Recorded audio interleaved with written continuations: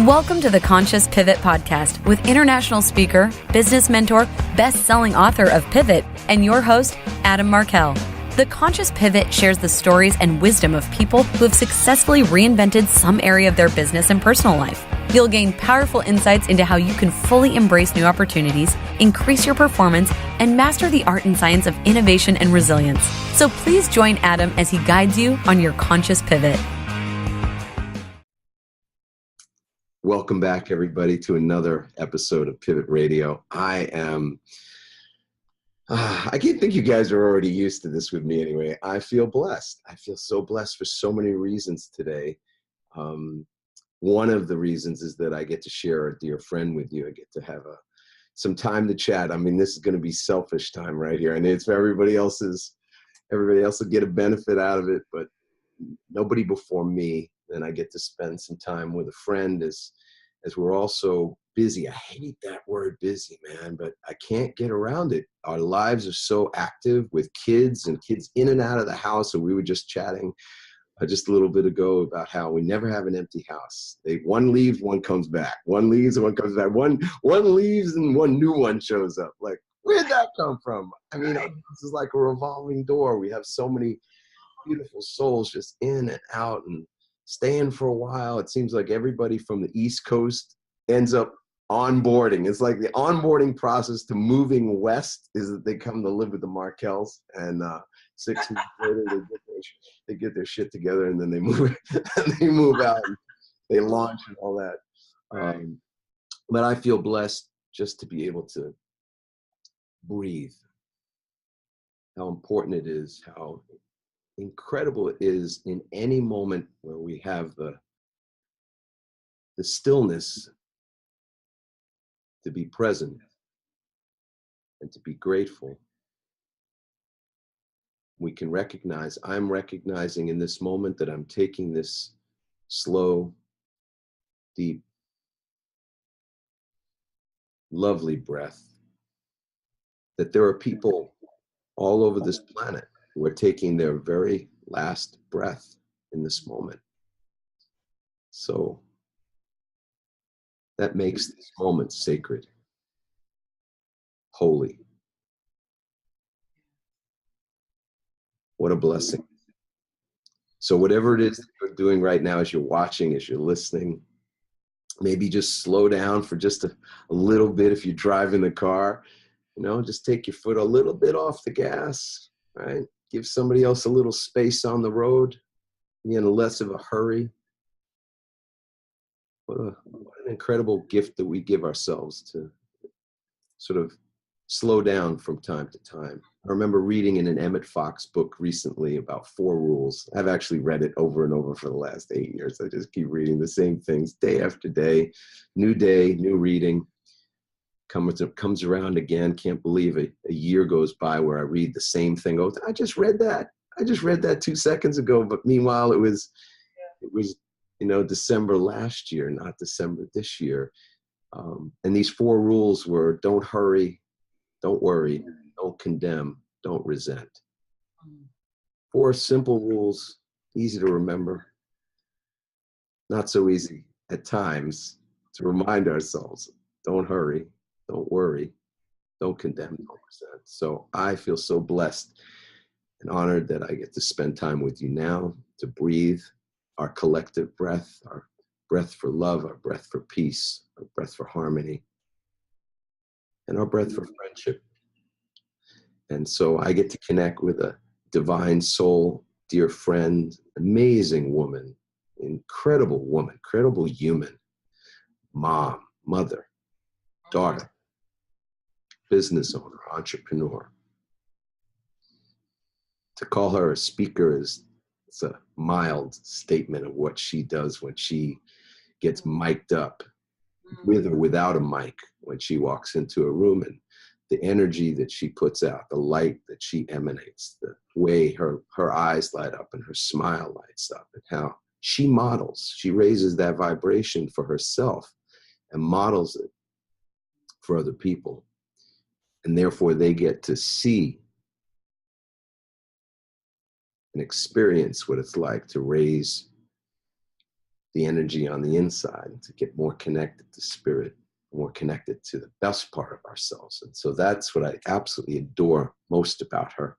She's a best-selling author, too many times over to count. She's one of Jack Canfield's partners, did the chicken soup for the African American soul, and abundance now. And she teaches people how to speak, how to own, utilize their authentic voice, their message, to put something out in the world that's meaningful.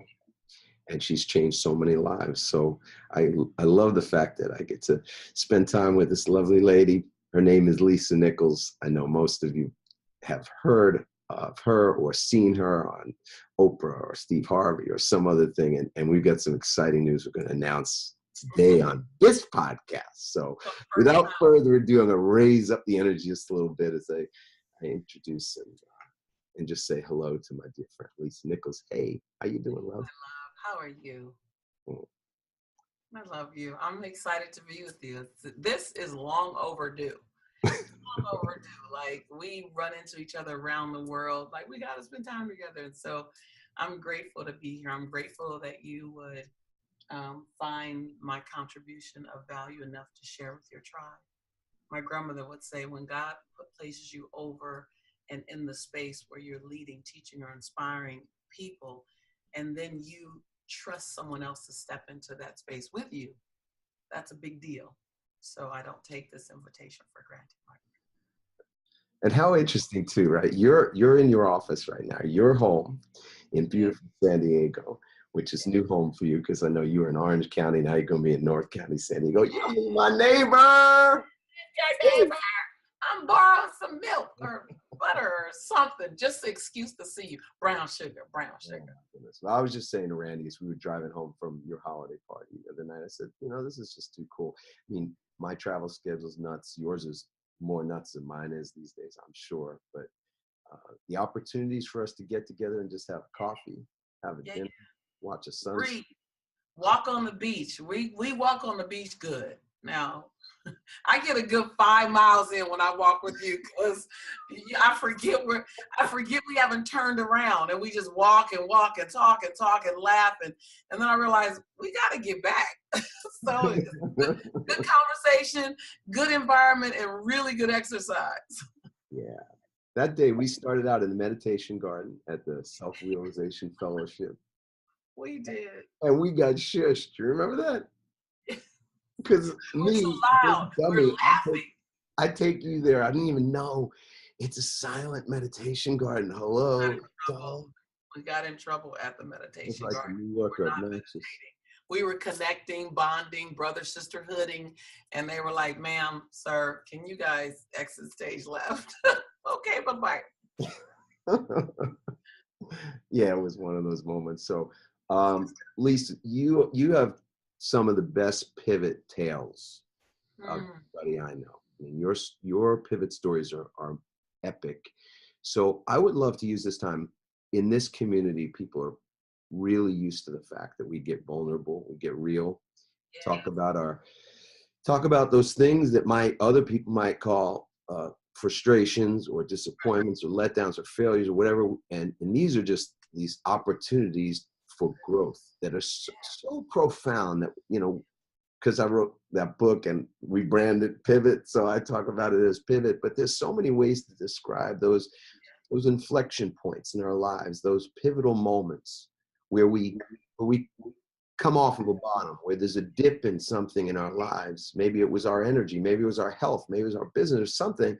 And then we did something in that moment that changed everything. We learned something, and then we could get moving back up again. So I don't know where we want to start. This doesn't matter to me. Any place you want at all. And crying is permissible, by the way. Right. There's so many moments, and pivot is the perfect way to recognize it, because prior to pivot, there's choice. There's choice because you got to choose to pivot. So I love the power of choice, and I own every single choice I've made, the good, the bad, happy, sad, right, wrong, and everything in between, or whatever we want to label it. I've had a lot of pivot moments that I didn't welcome in. You know, you don't welcome in the valley. You don't welcome in the dip. You ride it out. You decide what you're gonna do in it. And you know, I have many. I think what people most know me for, and I don't share this for lack of others, I share this just because it was one of the most pivotal times in my life, was when my son was born. And I was always the person who got labeled as, she has a lot of potential. And Adam, I gotta tell you, that used to drive me crazy, because when people would tell me I had a lot of potential, I'd go, so I could be someone really special in the future, but right now I'm just like a slacker. Like, potential didn't make me feel good in the moment, because I heard it so much, but I didn't see any evidence of who I could become. It wasn't matched. And when my son was born, I had to get on government assistance. And that felt like a rock bottom moment. There, I was embarrassed. I was ashamed. I got on Women, Infant, and Children, WIC, free pasta, free butter, free cheese, free milk. And I remember right around this time, the holiday seasons, I would get in the line to get the free turkey that they would give to parents that qualified. And I remember having this mixture of feelings. I was ashamed, literally ashamed, to stand in that line for 2 hours to get a free turkey. And at the same time, I was incredibly grateful that the line existed so that I could get a free turkey. And I remember standing in line at the government's assistance building, and I asked the woman, can you look at me? I need to tell you something. And she's writing. She goes, no, ma'am, just hurry up. I said, no. I need you to look at me, because I need to tell you something, and I need you to see me when I tell you this.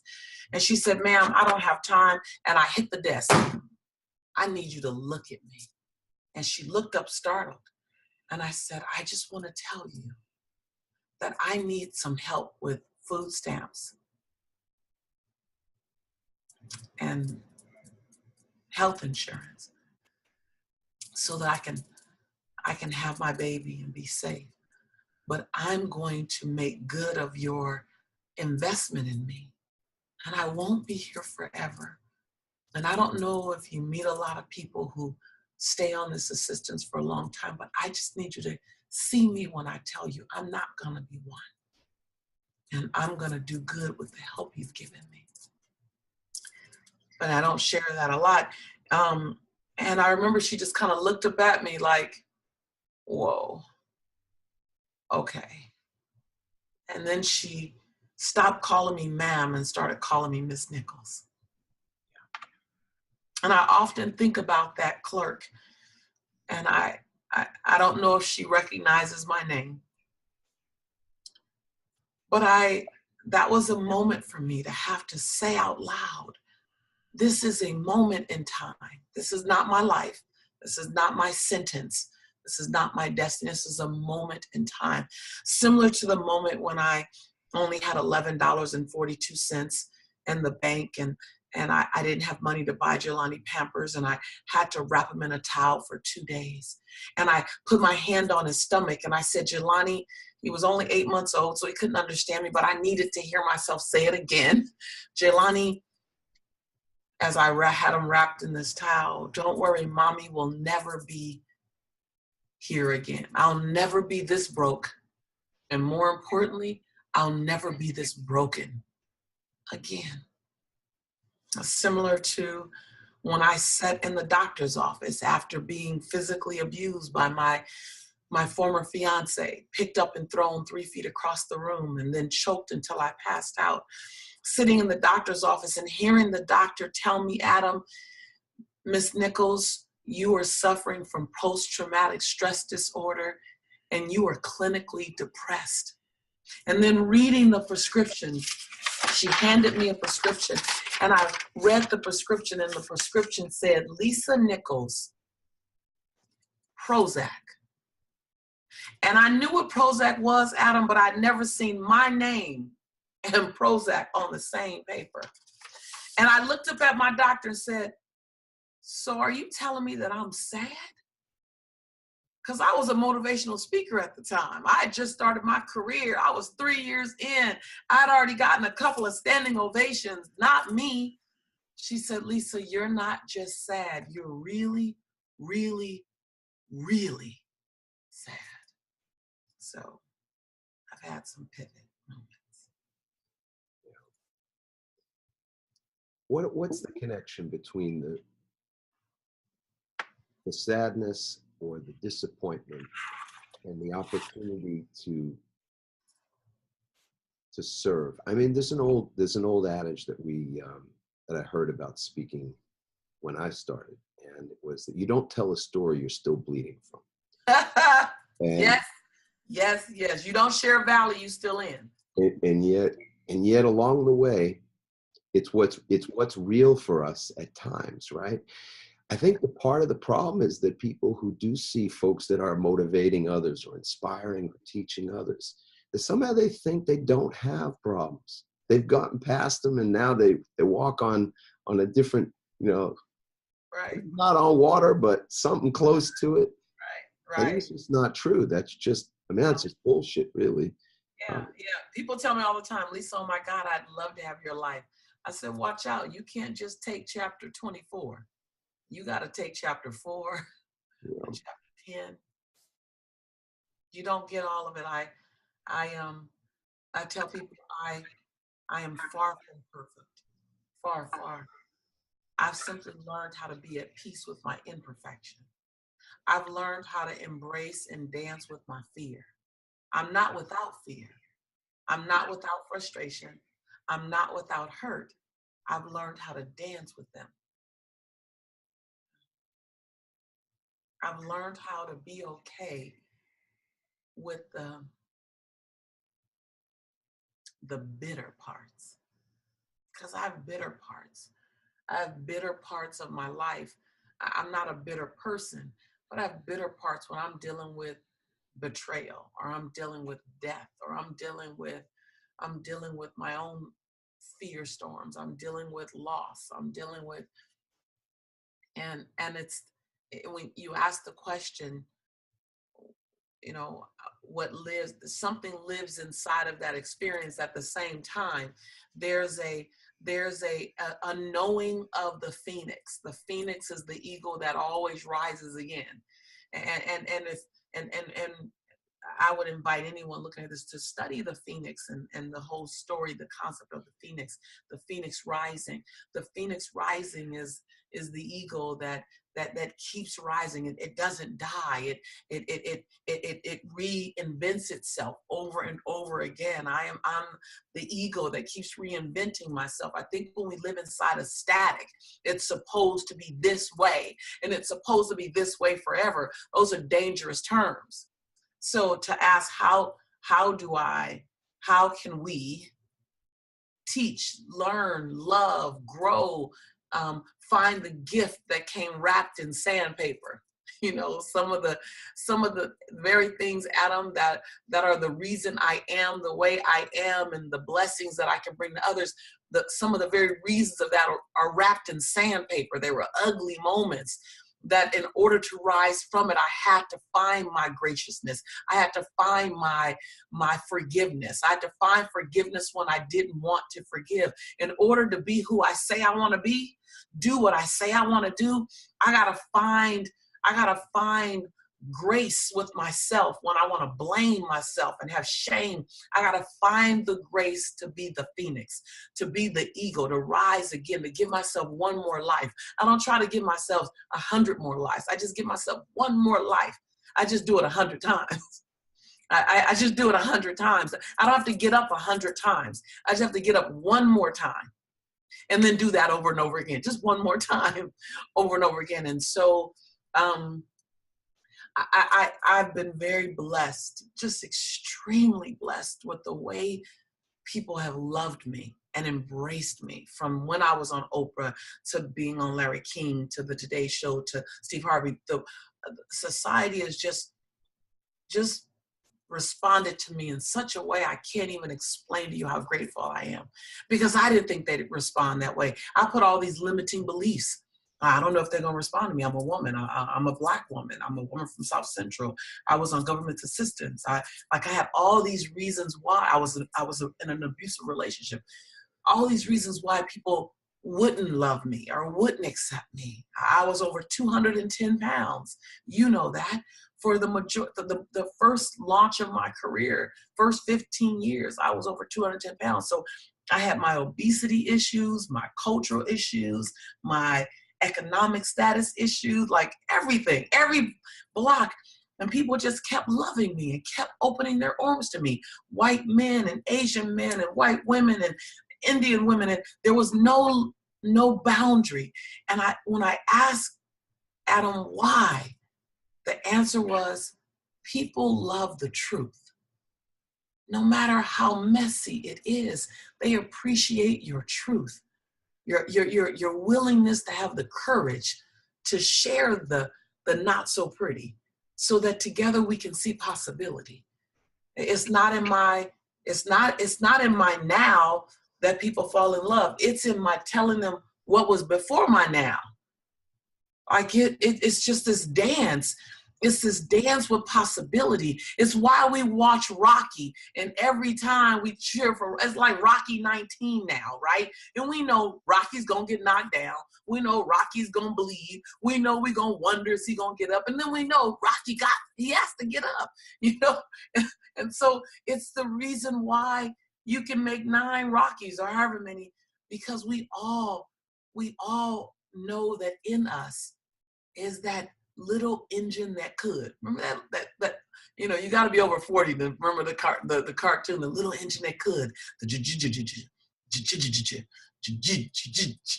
We just kind of keep going, and when we witness that in someone else, it gives us permission to get our going. And so the beauty is sharing when my engine was slow, sharing when I thought it couldn't make it up the hill, and then sharing as it got a little momentum. And then it had to stop again. And to me, there's no glory in sitting on your mountaintop if you don't show me how you had to climb. And what we do, why you're my brother and I'm your sister and this tribe is here, is that we're willing to show ourselves climbing the mountain, so the top of the mountain feels better to celebrate together. I know you know me, I just kind of get excited and I just go. Sorry, I hope I answered your question. There wasn't even a question there. There was just a wondering, curiosity, because we all have, we still have ugly moments, right, love? I mean, this is the thing. We've got some big, impactful stories of things that we suffered through, of pain that we got through, of challenging times that would take a lot of other people out and could have taken us out. And so on some level, I guess that gives some credibility to standing and saying, hey, this is how I could have gotten taken out. This is what happened. And this is where I ended up by the grace of God, by the grace of people, like you said, that love us, even in those moments when other people run for the hills or betray us or think we suck or whatever it is, right? Or hate on us on social media or wherever. And yet we endure and persevere, and then we get to tell that story, and that's of a great value, as you said. And yet what I'm curious about is that everybody understands we still have ugly moments, still have ugly thoughts, still have those and sometimes for a person who's in the public eye, or someone who has some celebrity or has some money finally, has some success, that it's almost scarier for folks there, because now you have something to protect. I'm a kid from Queens. I grew up in a tiny little apartment sharing a room with my brother the size of a closet. I mean, when you start with nothing, nothing's what you used to. There's not far, it's not like you can fall very far.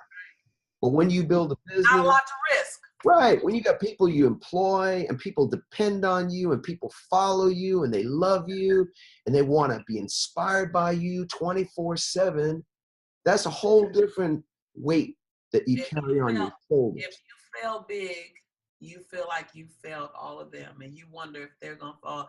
There's this beautiful letter written by Dr. Martin Luther King, and it's not publicized often. And I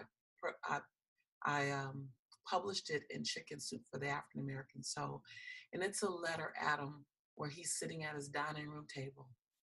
And he writes a letter to God. He says, God, I'm tired and I want to quit. I'm scared. I'm scared for my parents. I'm afraid for my wife and for my little daughter. He had only had one child at the time. So when he was assassinated, he had 4 kids. So after kid number 1, he was scared, right? And he said, they're throwing bombs, the pipe bomb, they're throwing them in my window at my home. They're calling and threatening me on the phone. They're hurting my friends. I'm afraid, God, and I want to quit. But then he says, but I'm afraid if I quit, the people's faith will wane, that their faith will begin to waver and they'll stop because I stop. So God, show me how to keep going with this kind of fear.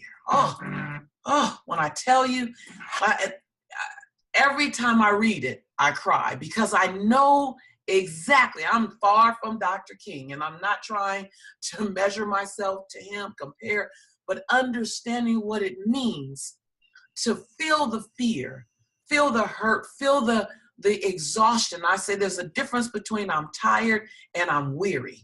When you're tired, your body's tired. When you're weary, your body and your spirit and your soul is exhausted. To understand that level of weary and to still choose to keep going because you don't want the people's faith to waver. That's what you're talking about. And every time I feel like, oh man, I can't go any further, I go to that letter. I've never heard anyone in any form of media talk about that letter, because that letter is not Dr. Martin Luther King Jr. That letter is Martin. That letter is Martin the father, the husband and the son. Yeah. Yes. And so I keep going to that letter for the very reason you just talked about, Adam, because that letter shows me it's okay to have the feeling that I felt. I wanted to show you a picture of where my life is now. This is my son. I hope you can see this okay. This is my son as he wipes the tears of his girlfriend, who just this weekend had to shave her head because she's battling cancer. And this is me watching my child be a stand for his girlfriend and watching him hurt and watching him stand by her side as she shaves her head, and me in the background praying the prayer as a mother, give me strength to hold him and to hold the people and to hold the business. And so I so know what you're talking about. Sorry, I got excited, but you're speaking the language of what I deal with on a daily basis. I hope it's okay if I share this. Just your beautiful son, how many days in a row, or how many days out of the 30 days has he spent sleeping in the hospital? 28 days out of 30 days. He only left for 2 days because her best friend flew in from Washington and slept there for 2 days. But he slept in the hospital. He never went home. He rode with her in the ambulance 30 days ago, and didn't even have his car because he wouldn't leave the hospital to get his car. I went to Target and had to buy him underclothes and t-shirts and pajamas and house shoes and everything you could need when you're not planning to leave. He slept in a recliner chair for 28 days. Yeah. That's a proud mama moment, right? To know that that's your boy, and that's you don't teach a child. I mean, you don't tell a child, and you don't with words teach a child to show up that way as a human being, right? This is your words. I'm reflecting back to you now, sweetheart. You model it, right? He could show up that way because he's seen it in his grandma and his I couldn't be prouder. Father I and couldn't his be mother. prouder of the stand, watching her hair come off. And he went up to her and he rubbed her head, her bald head, and he said, "Wow, I didn't think you can get any more beautiful." I in that moment, I actually didn't cry as a mother. I cried as a woman at the thought of having to shave my head and what I would want the man that I'm in love with to say first. The first words out of his mouth, because I didn't think you could be any more beautiful. I was crying as a woman, forget mom for a minute. I was like, man, I'd love to hear that if I was in, this predicament. So to your point, we are going through our own things as well. We're mustering up the courage to look strong in front of our kids, to smile, to hold other people up when we want to be held, to hold our tears in until we get to our bedroom or till we get to our shower. Just like the other superheroes and super sheroes looking at this podcast, we do the same thing. And then we get up again. And then we believe again. And then we talk ourselves up to our highest level of consciousness because we know that our situation is a small ingredient in a much bigger plan. That we are layers like lasagna. We're layers of experience. And we can't look at one layer. We can't look at one ingredient. Ricotta by itself probably isn't as great as ricotta with some tomato sauce, with some great pasta, with some great seasoning, with some oregano. It's just not the same. I don't eat oregano by itself. I have no desire to scoop oregano in my hand and throw it in my mouth. But man, I love some oregano in my spaghetti or my lasagna or in my meatball. So it's the ingredients that make up who we are. And any one ingredient by itself doesn't define us, Adam. It doesn't. That moment in the government's assistance line, it couldn't define me. That moment when you had to make a decision in New York, are you going to still be an attorney that's a jerk? Or are you going to go and serve the planet with your gentleness and your spiritual? You're one of the most beautiful, masculine, conscious, aware, and awake men I know. Like, you have to make a decision to become him. Like that time when you were attorneys and you're fighting and you're inside the court system, that was an ingredient. And in some way, I absolutely know who he was then helps me to experience this beautiful soul called my brother now. And yet that wasn't a delicious time for you, but that's an ingredient. That's an ingredient. So everything that we have in our lives is fuel. Nothing is fortress. Nothing is designed to stop us. Everything is fuel. Everything is behind us if you look at it that way. And I'm not talking Pollyanna. I'm not talking woo-woo. I'm talking real life. What are you going to do with the ingredients? What are you going to make with it? By itself, cinnamon is gross. By itself, cinnamon is gross. But I made a peach cobbler the other night for that Christmas party that I heard was pretty amazing. I had a lot of cinnamon in it. Wow. So it's interesting we're talking about kids. This is what's coming up for me. At a certain point, I started to come home with these things that I was learning, and then the things that I got the blessing to share. As you said, we've been able to have access to people in different ways for a bunch of years, and what a blessing that's been. I come home and I would say some things at the dinner table and whatever with the kids, and they would say, "Dad, stop training me. Don't train me. I don't want to be trained. This is not a training. We're not in a seminar now. Stop that." So I don't know if you ever heard that. Be my daddy at the table. Exactly, but I heard that. So I think it's so important that it's the actions. It's the things that we model by what we do. Yes. As more so, I'm not saying the things we say aren't important, because words are powerful. Words have meaning. Words can be God's words. They go where we aim them. They land where we intend them.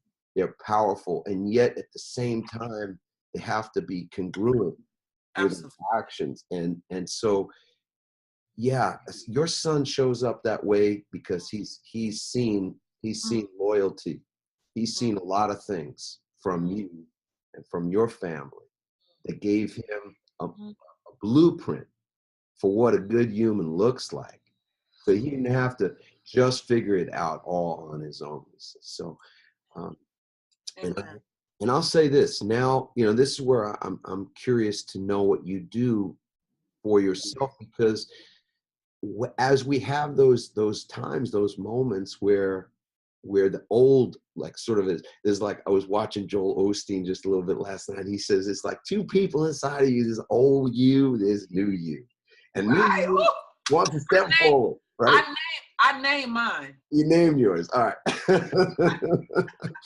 You got a name. All right. I'm going to ask you what the name is in a second. So it's like the old you you think it's dead. You think you killed it off, but the old you's not dead. No. It's always there. So that poor person, that broke person, that insecure person, that person that doubts themselves or thinks they're not worthy, or that person that thinks they're a fraud. Like, what if they finally, I don't care, I've been doing this 20 years and they're finally going to find me out. You have that conversation too. You have that. Oh my God. What? And it's that moment when that old person shows up. Oh my God. You get a choice, just like you said. And so for me, that's where prayer comes in. That's where I go to Spirit. I go to God for that guidance, because that old person inside, they show up at the darndest times, right? They show up, and then you go, well, where the heck did you come from? And what am I going to do about you right now? Because you're right in my face. Right. And you're interrupting my blessing. You're interrupting. You're interrupting what I'm up to. You're interrupting where I'm on to next. You're a speed bump. You're making me have to slow down, and you'll become a stop sign if I don't manage the speed bump. So many people didn't manage the speed bump, so the speed bump became a stop sign. The stop sign became a wall. So yeah, like when you say that, it's so funny. It was 10 years ago, but like the time that it screamed the loudest to me, you're a fraud, they're gonna find you out, was the night before I was going on Oprah. When I tell you, Adam, I couldn't sleep because it was, because I read the pre-interview and they said the experts. Lord, why did they call me an expert? Every siren in my head went off because I hadn't considered, you don't self-call yourself an expert. Someone else has to call you that first. But I just kept, what if they realize I got issues? What if they realize that I was in an abusive relationship? What if they find out? Like all these things, I was afraid for them to find out. And then, of course, Oprah, being Oprah, she actually talks about them with me. Like, so I heard you were in. And I was like, yeah, I had the vulnerability is the key, and she knows that. That's the best stuff of everything, right? So she got that. Oh my God, so. Yeah, there's this. I have a ritual. I want to know: is there a ritual for you? A practice that you do consciously? Yes. When you hear that little old voice, now that voice might get fainter, that voice is less familiar, all that kind of thing, but you know it. It's like if somebody from your past called out to you downstairs. Like for me, I grew up in an apartment. It'd be like somebody in the street calling, "Yo!" Right. Adam! Right. I would know that person's voice, and I would know exactly what it was. And if it was an old bully, from 5th grade, I would know that my stomach would turn over and get in the mood, because that person's calling me out. I'm gonna go outside and have to defend myself. Right. Yeah, no, first of all, there's a consciousness that I walk with that Lisa, that part of me. And her name is Shantae. And her name is Shantae because that's my middle name. And I used to get bullied by a girl in 2nd grade named Shantae. So I hated my name. So no one ever knew my name up until 2 years ago. 2 years ago is when I finally had enough peace with Lisa to embrace Shantae. And so Shantae is my middle name, and Shantae is scared because she has a learning disability. So I'm functionally dyslexic. I didn't know I was functionally dyslexic until I was in my mid-20s. So I was embarrassed to read in public all through my school years. And I was embarrassed as an adult to read in public. It's probably why I leaned on speaking, because I thought if I talk enough, they won't make me read anything. And so I embrace my dyslexia now. I'm actually a better teacher because I manage my dyslexia. I don't wear it as a label, as a title. It's something I get to dance with, like everything else. I tell people I teach better because I'm dyslexic. I teach forward and backwards. so you have no reason to not get it. You cover everybody. I cover everybody. I always say, look, I'm gonna go forward and then I'm gonna go backwards for my sisters and brothers who saw it the other way. And I literally teach 360 just because I teach the way I learn. So it makes me a more thorough teacher. But the concept that I come with, Adam, to manage that chatter is that and this is the premise. This is the premise. So if there's anything that you walk away with, I believe there's several nuggets in this podcast, but I really recommend you walk away with this, that I give myself permission to live in a constant state of duality. I'll say it again. I give myself permission to live in a constant state of duality. I'll explain that. I give myself permission to be brilliant. Period.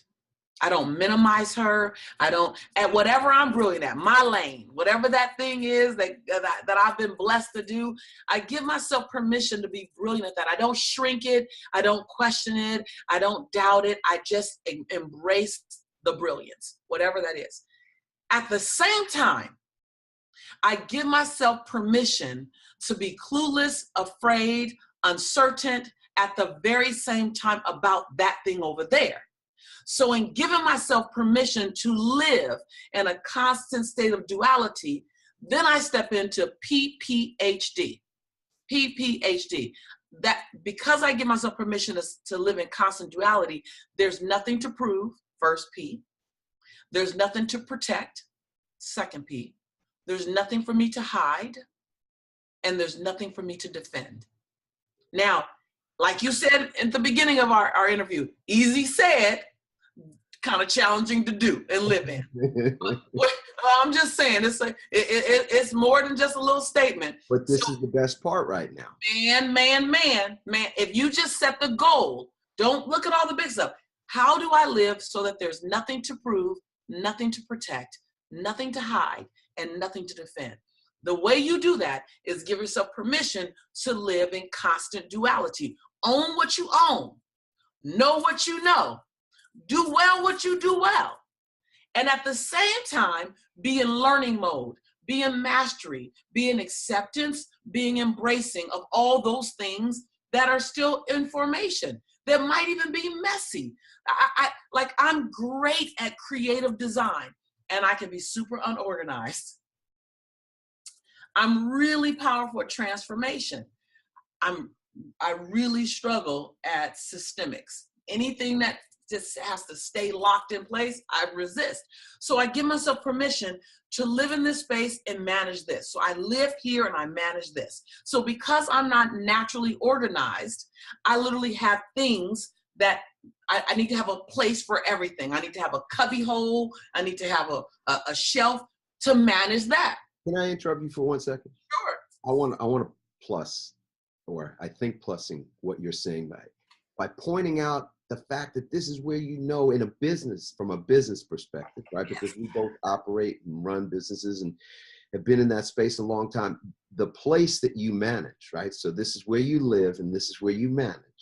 This management place is where you get to show up as a leader, meaning a leader delegates. A leader recognizes one of the great strengths of leadership is to know what you're not good at, what you're not strong at, what's not your gift. Sometimes knowing what your gift is important, and knowing what's not your gift is as important, if not more important. Because when you don't know what's not your gift or not your work to do, you have a blind spot, a massive blind spot. when you try to hide it, when you try to hide the fact that it's not your strength, which is why nothing to prove, nothing protect, nothing to hide, nothing to defend. So when you try to hide that that's a weak link and that's not necessarily strong, it's okay. Like when I embrace what I'm not, that's not my mastery. It's something that I will manage, but I don't necessarily do it well. The best thing I could do is raise my hand and ask for support. The best thing I can do in leadership is to say, who does that better than me? And personally as well. I just told my nephew this morning, I made him breakfast before school, and I said, nephew, what I do really well is cook. I cook really well. I get people to moan, it's so good, whether they're doing it to be gracious or they really mean it. I cook well. I'm not a chef. My son is actually a certified chef, so it's all relative. I home cook well. I'm a home girl, home cooker. I do that well. But then I told my nephew, what I don't do well is necessarily clean while I go. That's not my gift. I want everything to be hot. I want it to, and then when it's hot on the plate, I want to say blessings with you. So I don't know who's going to clean up this kitchen. Like I just explode the kitchen. I try to wash while I go. I'm blown away at the people who can clean the kitchen immaculately while they go. Just not my gift. So I asked his support this morning. I said, can you clean while I'm cooking? Because then at the end, I want my kitchen clean. I do not want a dirty kitchen. I just don't know how to do both. I don't know how to cook an amazing meal, eat it with you, and the kitchen's clean at the end. And so he just looks at me and he said, Auntie, I've been living with you for 3 months, and you never asked me to help you in the kitchen. I said, I know. I've been trying to prove that I could do it all. Yeah. And I need to accept that there's nothing to prove. Right. He said, I can help you with. And then it was like it was his assignment. He goes, I can. I've never seen a 17-year-old so excited about washing dishes. Jumps to it to get his hands in the dishwater. Yes. Yeah. What beautiful. That essence of what we don't want to do or what we don't do well is the place where we can ask for support. I love Brene Brown's work. You must have, because it's all about vulnerability, and the strength that comes from that is the ability to serve in the way that we're meant to serve, and not have to pretend and hold up and create the energy that's required to hold up the pretense. That pretense is exhausting. Nothing to protect, nothing to prove, nothing to hide, and nothing to defend. If you can live like that, take each one and look at what does owning each concept mean in your life. All of a sudden you step into a whole new level of freedom, like really freedom, because you can get locked into managing other people's perception of you. And that's consuming, Adam, and that's draining, and it's distracting from what the God put you on the universe for, what the universe needed, what spirit is calling you to do. When you're trying to manage other people's perception of you, it's distracting from what you're supposed to be doing.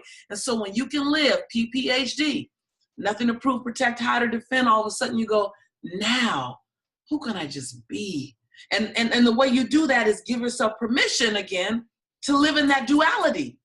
And when you can live in that duality at the same time, and you talked about earlier when you have more responsibility and people are watching you, you can get caught up in not living in duality. You think you have to be the expert, and you have to be the answer, and you have to be the hero, or ladies, the shero for everyone.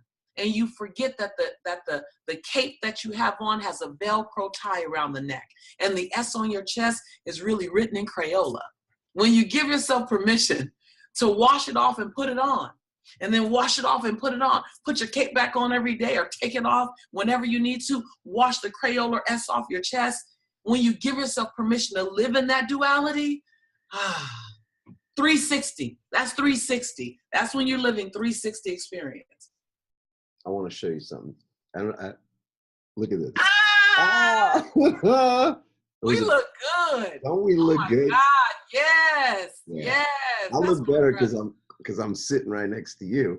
Hey man, I received but that. we had our colors we planned it, but we didn't plan it. But look, Randy had it planned when she put us there. We didn't even think that. Randy's like, take a picture together. Yes. Seriously. Yes. Oh, by the way, I know there's pictures on your camera of you and Randy, which I want to get. So, yes, absolutely. One of the two of us, which is way cool. If you could share one lesson. Your dad was there that night. Now, your beautiful mom was there too, and we didn't run into each other while I was there for just a little bit, but I got to see your dad again. What's one thing that, because I have 3 daughters, big tall son Max. You haven't seen Max in a while, but man, he's 6'3" with his big hair. That like this now, right? He finished his first semester of college, right? And when he came home for Thanksgiving, which was crazy because Chelsea and Matthew got engaged on Thanksgiving. It was wild around our house with 28 people. My mom was out from New York. God bless. She's doing great. But Max came home with 3 inches of hair up here because he hadn't had a haircut since he started college, right? No time, no money, whatever. So he's like 6'5" with his hair, or 6'6" with his hair. It's crazy. You're looking up. You're doing this. He is an animal. But I have 3, Randy and I have 3 gorgeous, beautiful, independent thinking, really just special girls. Now I'm so biased because there are girls for sure. I think the relationship with girls and their daddies is important. So I want to just ask you, what's one thing that you take away from your dad, from that relationship, to see him there looking at you, that just me as a daddy, that's where my heart went. I'm like, look at you, girl. Like, I don't know your dad well enough to go over there and put my arm around and go, look at your girl, right? But I will next time. You could have, because the attention was on his girl. So he at any point he will take the whole daddy camaraderie. So that night, would you believe that I am excited to say that next year I turn 52, and I've lived long enough to have some life experiences and to embrace. Like, would you know that at 51, I drove home from the Christmas party holding my daddy's hand? We held hands the whole time I drove home. He stayed up. Everybody else in the car was asleep, and my dad stayed up talking to me, asking me questions to keep, help me stay awake. We had quite a bit of a drive at the time. The lesson that I take away, I was 12 years old, and my father took me on my first date. And he took me to a seafood restaurant in the Marina Del Rey. I'll never forget. And he opened the door for me, and I got in the car. I'd never had that. And we got to the restaurant, and he asked me, what did I want? And I told my dad what I wanted, and my father ordered for me. He got me my first drink from the bar. I had a beautiful Shirley Temple. Asked me did I like it, made sure it was okay. Asked me did I want an additional cherry in it. I said, oh, I could get that. He goes, absolutely. Waved the bartender, brought me an additional cherry, and was just an amazing date, my first date. When we got back to our house, I went to walk in the door. He unlocked the door. He opened the door. And when I went to walk in, he closed it. And I looked up at him and said, Daddy, what's wrong? And he said, sweetheart, tonight I took you on your first date so that you get to see how you get to be treated. He said, now, how you choose to be treated will be on you.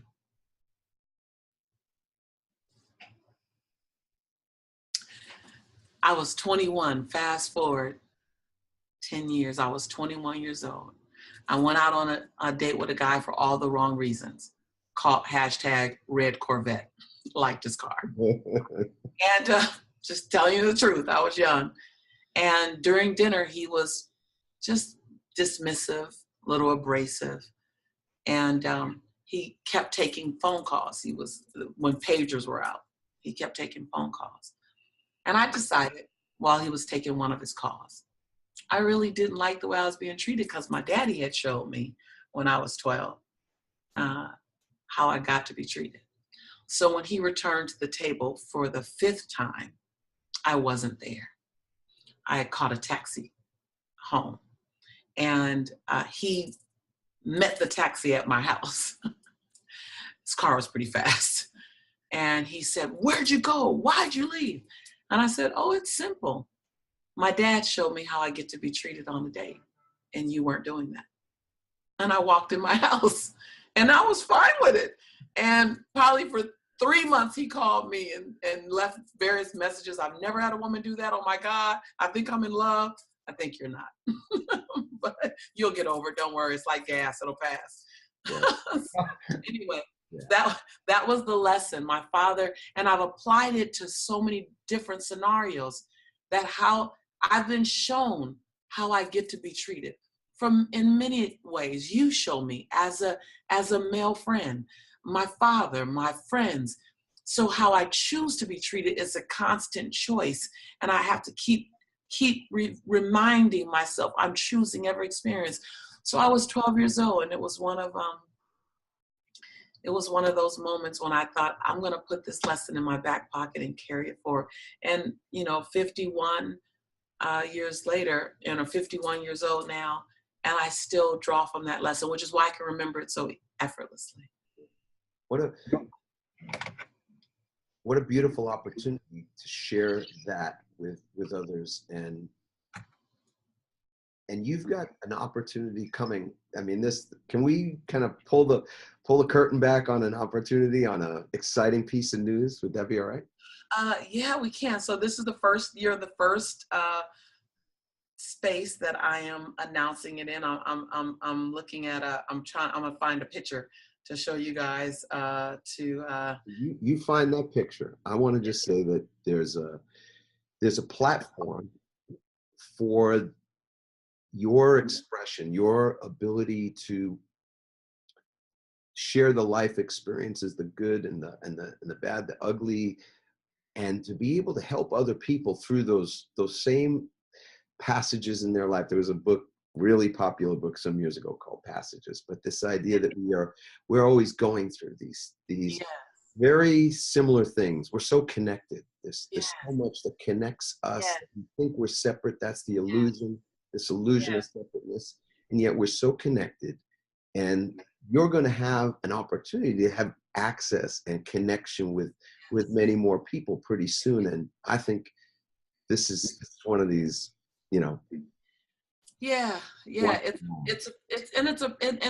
It's a great pivot to serve on another platform. So I have been praying for the opportunity, direction to serve on a broader scale at a time that's right, and having developed my company in the back end to provide a full service. I've never wanted to do television to be a celebrity. Not my thing. Never had a dream about the red carpet or a Hollywood party. Really not. Can take it or leave it, and I don't even think about it. So I've never wanted to be a celebrity. I've always wanted to transform as many lives as possible. I named my company in 1996, Motivating the Masses. So in 1996, I knew I wanted to motivate the masses. So when 2.5 months ago, I was asked to meet with Dr. Field's team, I thought that I would meet with his team at their offices. To my surprise, I actually met with Dr. Phil at his home, and we sat in his backyard. And to summarize the conversation, he was very kind, very generous, very acknowledging of my body of work, and very transparent that he would like to work with me and that I had something. As he said, he was a powerful white man serving millions, and I'm a powerful Black woman serving millions. And I love what he says. He goes, we need to work side by side so people can see that. And I, of course, yes, of course. In this climate, in this time, we need to show the truth, that we are more alike, that we can dance together, that we honor our differences and we celebrate our likeness, and and both are beautiful. And so, and we spoke about that. Do you remember? Yes. You and I talked about that long before I talked about it with Dr. Unbelievable. Yes, long before. You and I talked about it long before. Now, you drove up into the Hollywood Hills, right? And I drove up. Listen, I thought I was going to Beverly Hills, but we're going up into the Beverly Hills mountain, and I got 5 bars. Now I got 3 bars. Then I have 2 bars. Then I have 1 bar, and then I have no bars. and my phone goes out, and I'm like, where am I going? Right, you didn't And I even look know you were going to his house. I didn't know I was going to his house. And I look over at my business partner. I go, where are we going? He goes, well, Dr. Phil asked, can you meet him at his house? And I thought, well, What? good thing I got an extra dose of self-esteem, because all of a sudden I went gulp. And you talk about that other person, right? That other person showed up. I was like, what are we going to talk about? I didn't plan for this. And then I'm thinking that I'm going to talk to his staff, and he's going to do a 5-minute cameo, which he can. And there's no staff. It's just he and I for 2 hours. And I'm like, and I don't even know the agenda. I'm just sitting there like, oh my God. What am I doing here? What am I doing here? And what I didn't know was that he was interviewing me really for the first 20 minutes to determine what he was going to offer me. And so but transparency and truth is powerful when you're not trying to perform, you're not trying to do a shtick. He asked me, why haven't you done television yet? You could have been doing television a long time ago. And I said, listen, I wanted to be responsible. And when I do TV, when and if I do TV, I wanted the people that say yes to me, that they're inspired. I want them to really have a way to be served by me. And until I had that, I didn't want to do TV. I could have did it a long time ago, I think, but I wanted to have programs and a platform. They don't have to step on our campus, but if they were, I want to be responsible, and I want to have something for them at whatever level they're at.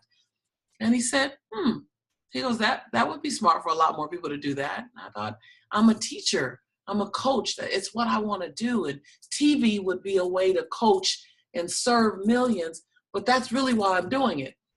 And so yesterday, I shot the first show on Dr. Phil. So we did some shooting, and I worked with a woman who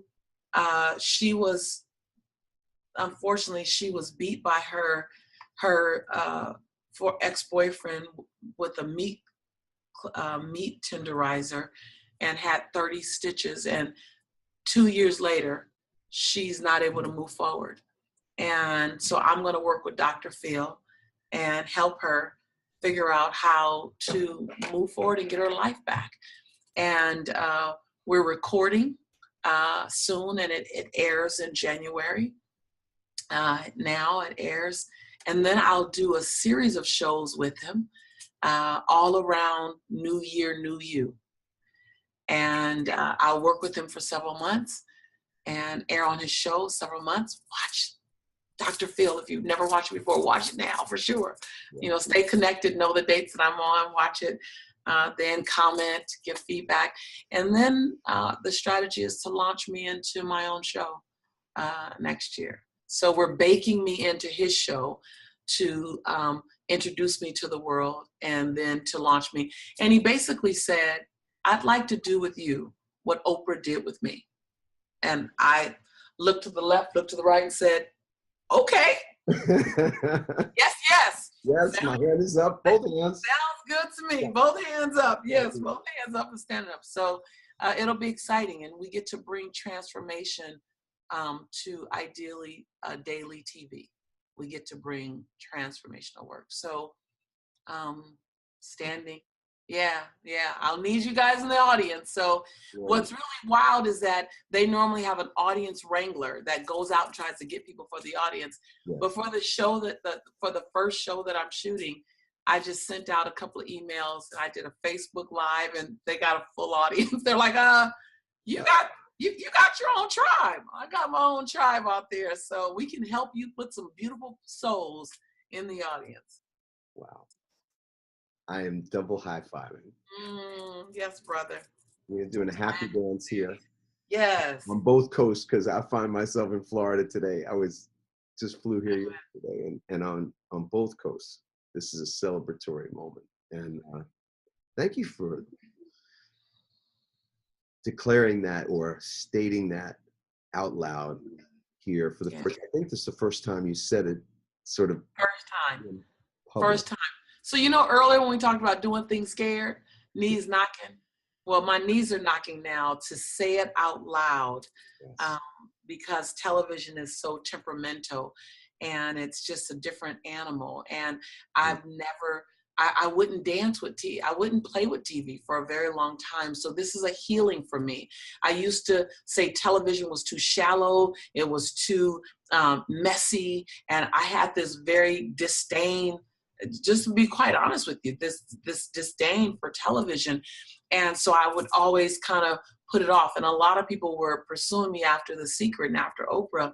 And my healing, because this is a healing for me, my healing is, if television is asking me to play, then television is looking for something better, more powerful, more bountiful to do. And if I keep saying no, then I'm robbing mass media of the opportunity to up level and to be more impactful. And I'm not being responsible with the gift that I was given to share and show people and teach and be a part of a higher consciousness conversation. And so it's not in my no that I'm doing any service to the greatest number. It's in my yes. And then tolerating and not tolerating, but learning how to dance with all that TV knows in order to expand what's possible on mass media. Like I realize I've been judging it for 10 years, just very judgmental of television and saying, no, they're too fake. They're not. And who am I to say that if television asks me to be a part of it, they know who I am. They know what I'm doing. It puts you on your growth edge right now. Oh, man. You're 51 and beautiful and more spectacular than ever. You're on your growth edge. You're in mode. Yeah. You're in that place that you were describing earlier, which to me is called humility. Yes. That place of humbleness. Yes. We realize in a greater perspective who we are, that we are a spark of the divine flame. Yet we're not the whole flame. We're one spark surrounded by sparks. How beautiful is that, girl? Say that again. Say that again. Yes. So we're holding space. Randy and I and our whole team and our community will hold space for you in that state of growing, of doing something different, of being on your edge as a businesswoman in the world, as a human being, just doing something to challenge status quo, right? The opportunity to reach more people. What a glory. We'll hold space for that and celebrate it in advance.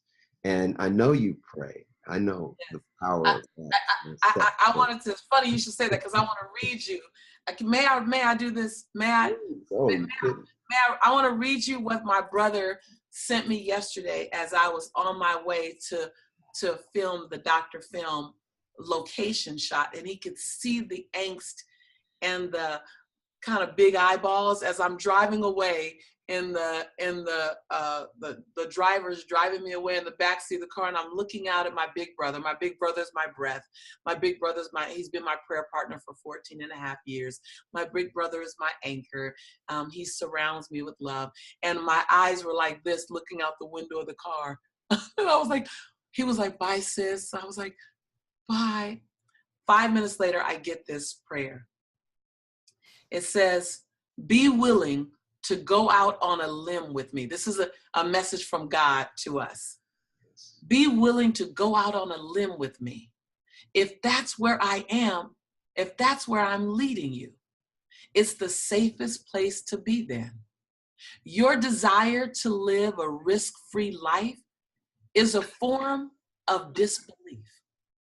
Your longing to live close to me is at odds with your attempts to minimize risk. Ooh. You're approaching a crossroads in your journey. In order to follow me wholeheartedly, you must relinquish your tendency to play it safe. Let me lead you step by step through this day. If your primary focus is on me, whatever your faith is, whatever your spiritual guide is, you can walk along the difficult, challenging, big paths without being afraid. Eventually, you will learn to relax and enjoy the adventure of our journey together. As long as you stay close to me, my sovereign presence protects you wherever you go. So go out on the limb today. Wow. Like, wow. I have chills all over my body. Amazing. Even on my bald head, I got chills. So all day yesterday, I kept saying, play on the limb. Like, if that's where our most beautiful, delicious, God-like self is, then I don't want to be at the base. And being out on the limb, it's skinny and it wobbles a bit. And sometimes you feel the wind and it feels like it's going to blow you over, but then you get your bearing again, because the limb is where all the biggest risks are, but it's where the biggest rewards are as well. So my new mantra is, today I walk to the skinny branch. Today I walk out to the skinny branch. And in that, I know my balance, because if I should tilt over, then I know I'll fly. Yes. If I leave the branch, I'm gonna fly. I've got you covered. Yes. Yeah. Oh, I love you so much. I love you. We're on that together. Yeah. Yes. Always. You're a sweet soul. You and I don't know My brother. whether we believe in the future and the past lives. I do. I think about eternity, and I believe in it. We've been together before. Yeah. There's not a first class. No. I was a leaf and you were a butterfly. Oh my goodness. And I was a safe place for you to land and sit and spread your wings. Well, I know for certain I felt like a caterpillar plenty of times. Yes. I love you, Adam. I love what you stand for. I love the man that you choose to be. I started this conversation with, we're in choice. And I love the man you choose to be. I love the father you choose to be. I love the husband I watch and I witness you to be. You restore a sense of faith in me every time I see you stand beside your beautiful bride. Every time I see you show up wholeheartedly, you embody what success and possibility and godliness looks like inside of humility and grace and compassion. I just love you. I love your essence. I love you in my presence. I light up when you're near me. And I'm grateful that you choose to call me a friend and that I get to be on this planet at the exact same time as you. Our feelings are very mutual about one another. And I don't see you enough because selfishly, I feel better when I'm in your space. I don't know if anybody else can benefit, but I feel better when I'm in your space. So thank you for being a stand for us to pivot, for us to understand the power of pivot, and for us to have the courage and the passion to pivot. And as a matter of fact, the conviction, because conviction ain't always convenient. And when you are convicted, you don't look for the convenience because your conviction takes over. So thank you for tapping into our conviction to pivot. I love you. And I'm always your sister. I got that. I receive it. And even as I'm listening to you, I'm thinking, is that old person inside of me going, oh, is that true? Like that person that still isn't 100% comfortable with praise, with that kind of unconditional praise. And so what a glorious place for us to transition. I wish that the beauty is I love them both. I love the person that's questioning, and I love the man that knows. It's the duality. I love the duality, yes. What you said earlier. So what a beautiful I always say that person can come along with me. I invite her. She's always gonna come along. She just needs to sit in the passenger seat and let me drive. So invite him with you and just tell him you have to sit in the passenger seat. I'm gonna drive, but you can come. I want everybody to give that person a name. Like, so you've got your name. Yes. So, so many takeaways, so many beautiful things to think about and put into action from our talk. And I want to transition into the way that we're accustomed to moving on beyond this podcast to the next thing in our days, and that is to go back to the beginning. It's always so important to go back to foundation, to the place where things begin. Now, I say humbly, I don't know that this is where it all begins, but it is from my own perspective and experience that we have to love ourselves before we can love others. And whatever it is that we know of ourselves, what we know of others, and where we can serve ourselves, we can serve others. So we can't serve from an empty cup. I've heard you say that before too. You have to serve from a cup that's flowing over. And that flowing over has nothing to do with money. It doesn't have to do with a title or position or celebrity. Yes. It has to do with our connection to ourselves. So whether you call that God or we call it something else, or it's your heart, that today, in this moment, we get to make a choice, and in every moment, a choice, how connected we are to our hearts and to our divine, that divine part of ourselves. I'm just finishing up a beautiful book, Ogmandino's The Greatest Miracle in the World.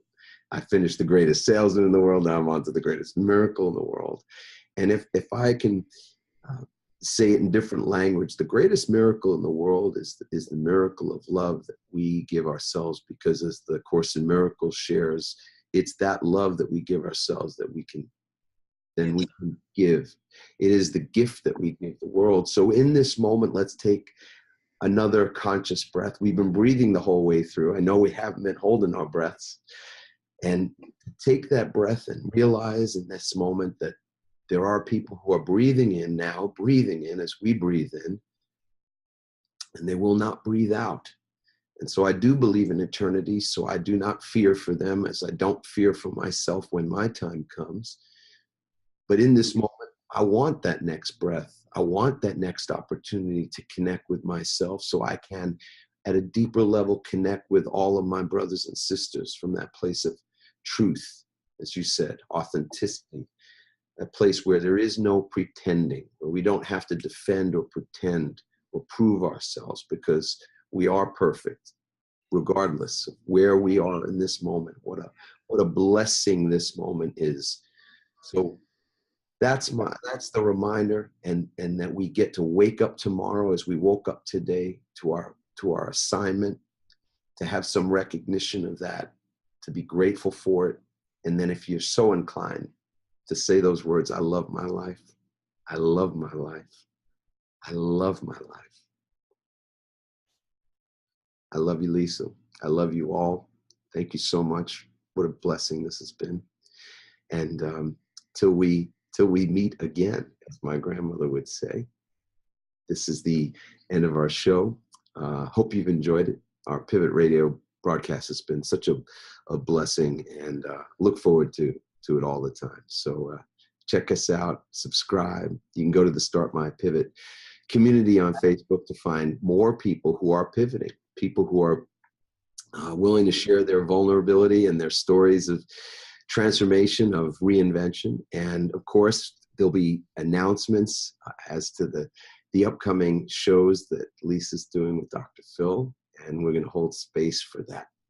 Epic collaboration between a gentleman with a lot of influence in the world and has done a lot of great work, and this beautiful woman in front of you right now who's had an epic influence on so many men and women. And the way that gets to grow in the future is just what's in God's hands. So I'll look forward to it. And lots of love, everybody. Ciao for now.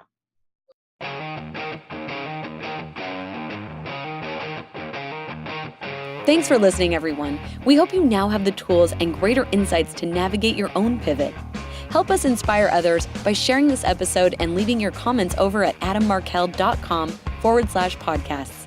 For more tips, strategies, and support as you consciously pivot into a new business and lifestyle you love, join our Pivot community on Facebook at pivotfb.com.